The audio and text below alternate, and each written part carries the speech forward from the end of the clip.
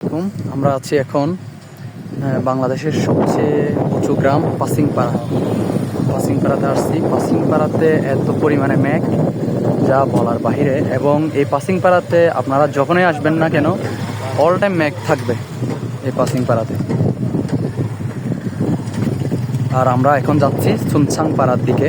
সকালবেলা কি পরিমাণ মেঘ এবং কতটা সুন্দর লাগতেছে এই গ্রামটা মেঘে ঢাকা, একবার আপনি দেখেন। ও মারাত্মক।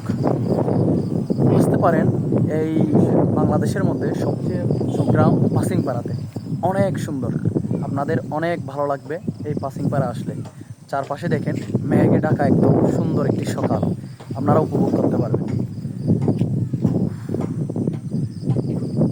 তো কমেন্টে জানান আপনারা কবে আসবেন পাসিংপাড়া।